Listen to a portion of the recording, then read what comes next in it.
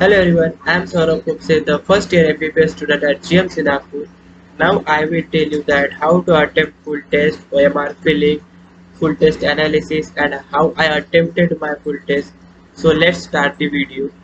Maximum student के मन में यही ख्याल आता है कि सबसे पहले कौन सा सब्जेक्ट अटेम्प्ट करें, फिजिक्स, केमिस्ट्री या बायोलॉजी। तो फर्स्ट ऑफ ऑल मैं आप सभी को नीट के पेपर का एनालिसिस बता दूं। अगर 10 टाइम्स नीट का एग्जाम हुआ तो उसमें बायोलॉजी 9 टाइम्स इजी आएगा एंड 1 टाइम डिफिकल्ट आ सकता है। केमिस्ट्री 5 to 6 टाइम इजी आएगा एंड 3 to 4 टाइम डिफिकल्ट आ सकता है। And physics 7 to 8 times easy and 2 to 3 times difficult. तो हमें अपना paper attempt easy to difficult करना है, मतलब पहले इजी सब्जेक्ट के बाद डिफिकल्ट सब्जेक्ट अटेम्प्ट करना है। तो सिंपल सी चीज़ है, बायोलॉजी इजी आता है तो हमें पहले बायोलॉजी अटेम्प्ट करना है। उसके पीछे रीज़न ये है कि अगर हम पहले इजी सब्जेक्ट अटेम्प्ट करते हैं तो हमारा कम टाइम में ज़्यादा क्वेश्चन सॉल्व हो जाएंगे। वही अगर हम डिफिकल्ट करते हैं तो कम क्वेश्चन के लिए हमें ज़्यादा समय लग सकता है। जैसे कि बायोलॉजी में 90 क्वेश्चन हम जनरली मान लेते हैं 45 to 50 मिनट में कंप्लीट कर लेंगे। वही फिजिक्स की बात करें तो वही 45 to 50 मिनट में हमारे 30 to 40 क्वेश्चन रह जाएंगे। उससे क्या होगा कि अगर हम पहले फिजिक्स अटेम्प्ट करेंगे और पहले 1 आवर में 30 to 45 क्वेश्चन से अटेम्प्ट करेंगे तो हमारा कॉन्फिडेंस लूज हो जाएगा कि हम इतने क्वेश्चन हो गए और हमें और बायोलॉजी के 90 और फिजिक्स के भी करने हैं। तो उससे क्या हो जाएगा कि हम डिप्रेशन में चले जा सकते हैं। तो पहले इजी अटेम्प्ट करो, कम समय में ज़्यादा क्वेश्चन अटेम्प्ट करो।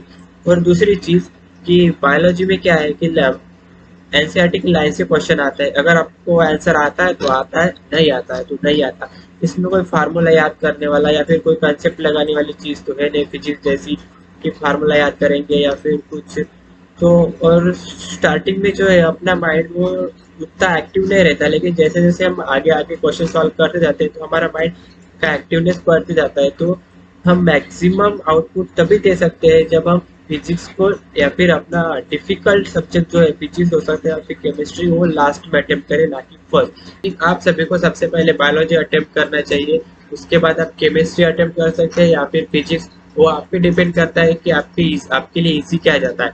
अगर केमिस्ट्री जाता है तो वो पहले कीजिए, अगर फिजिक्स जाता है तो वो पहले कीजिए। अगर मैं मेरी बात करूँ तो मैं सबसे पहले बायोलॉजी अटेम्प्ट करता था, उसके बाद केमिस्ट्री और उसके बाद फिजिक्स। हालांकि मुझे केमिस्ट्री बायोलॉजी से भी इजी लगता था, लेकिन फिर भी मैं बायोलॉजी पहले अटेम्प्ट करता था, उसके बाद केमिस्ट्री करता था और उसके बाद फिजिक्स। आपको भी सबसे पहले बायोलॉजी अटेम्प्ट करना चाहिए। आई थिंक लास्ट 2 ईयर से नीट के पेपर पैटर्न में भी चेंज आ गया है। सेक्शन ए और सेक्शन बी ऐसे 2 सेक्शन कर दिए हैं।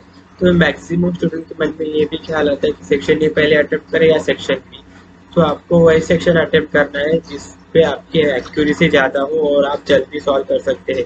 तो सिंपल सी बात है, सेक्शन बी पहले अटेम्प्ट कीजिए। 15 क्वेश्चन में से 10 क्वेश्चन इजी वाले सिलेक्ट कीजिए और सॉल्व करके रख दीजिए। अगर आप सेक्शन ए पहले करेंगे और सेक्शन ए में ही टाइम लग गया तो सेक्शन बी में आप इजी क्वेश्चन नहीं ढूंढ पाएंगे। कोई भी क्वेश्चन आप ले लेंगे लास्ट लास्ट में और सॉल्व कर देंगे, इससे आपके रॉन्ग भी हो सकते हैं। तो पहले सेक्शन बी अटेम्प्ट कीजिए and after that section A attempt कीजिए। तो हो गया पेपर अटेम्प्ट के बारे में। तो अब आते हैं ओएमआर फिलिंग के बारे में। OMR filling different different student का अलग अलग हो सकता है। कोई स्टूडेंट पहले सॉल्व करके लास्ट में ओएमआर फिल करता है, कोई सॉल्व करते समय ही ओएमआर फिल करता है, कोई सब्जेक्ट वाइज करता है, मतलब एक सब्जेक्ट को सॉल्व कर लिया फिर उसकी ओएमआर फिल की और फिर दूसरा सब्जेक्ट और उसकी ओएमआर फिल की। वो उतना मैटर नहीं करता है कि आप पहले कौन सा कैसे ओएमआर फिल कर रहे हो, पहले सॉल्व करके बाद में ओएमआर फिल कर रहे हो या फिर कैसे कर रहे हो। तो आप कैसे भी करें उतना मैटर नहीं करता, लेकिन एक चीज का ध्यान रखिएगा। अगर मान के चलिए क्वेश्चन नंबर 1 का आंसर ए दिया है, 2 का बी दिया है, 3 का सी दिया है, 4 का सी दिया है, 5 का भी सी दिया है, तो कुछ स्टूडेंट क्या करते हैं 1 से 5 तक याद कर लेते हैं। ए का 1 का ए बी सी सी सी सी ऐसा याद कर लेते हैं और फिर ओएमआर में फिल करते हैं ए बी सी सी सी सी। ऐसा मत कीजिएगा। उनको लगता है कि ऐसा टाइम बचता है। हाँ बचता होगा ना, 1 या 2 मिनट बचता होगा, लेकिन इस 1 या 2 मिनट बचाने के चक्कर में आप 1 या 2 क्वेश्चन रॉन्ग कर सकते हैं या फिर कभी कभी तो सीरीज में 5 6 या 7 8 क्वेश्चन भी रॉन्ग हो जाते हैं। तो ऐसा मत कीजिएगा। आप कैसा कीजिए, क्वेश्चन नंबर 1 देख लिया, उसका आंसर ए है तो फिर ओएमआर में ए। क्वेश्चन नंबर 2 का आंसर बी है तो ओएमआर में बी, 3 का सी है तो ओएमआर में सी। ऐसा कीजिएगा। ज़्यादा से ज़्यादा 1 या 2 मिनट ज़्यादा लगेगा, लेकिन एक भी आप गलत बबल फील नहीं करेंगे। टेस्ट का कोई मीनिंग नहीं है जब तक आप उस टेस्ट का एनालिसिस नहीं करते हैं। फुल टेस्ट का एनालिसिस कैसे करना है, सब्जेक्ट वाइज देखते हैं। अगर फिजिक्स की बात करें, फिजिक्स में मान के चलिए आपके 45 में से 3 या 4 क्वेश्चन रॉन्ग हो गए। आपका कोई भी एक क्वेश्चन मान लेते हैं, थर्मोडायनामिक्स के वर्क डन के टॉपिक का रॉन्ग हो गया है, तो जिस टॉपिक का रॉन्ग हो गया है वो टॉपिक की थ्योरी आप अच्छे से पढ़िए, उसके एक दो क्वेश्चन भी लगाइए, और जो चैप्टर में से रॉन्ग हो गया है उस चैप्टर के पूरे फार्मूले रीड कीजिए। यही फिजिकल केमिस्ट्री के बारे में करना है। और आते हैं ऑर्गेनिक और इनऑर्गेनिक केमिस्ट्री के बारे में सेम करना है। अगर कोई टॉपिक रॉन्ग हो गया, कोई टॉपिक के क्वेश्चन रॉन्ग हो गया, तो वो टॉपिक की थियरी अच्छे से पढ़नी है, अच्छे से पढ़नी है। यही नहीं कि जो क्वेश्चन रॉन्ग हो गया है सिर्फ वही क्वेश्चन याद कर लेंगे यार, उसी से रिलेटेड फार्मूला याद कर लेंगे, नहीं, पूरा का पूरा टॉपिक फिर से पढ़ना है। बायोलॉजी का भी सेम, मान के चलिए बायोलॉजी के बायोमोलिक्यूल के एंजाइम का रॉन्ग हो गया तो पूरा एंजाइम टॉपिक फिर से पढ़ना है, ना कि वही क्वेश्चन याद करना है जो रॉन्ग हो गया है।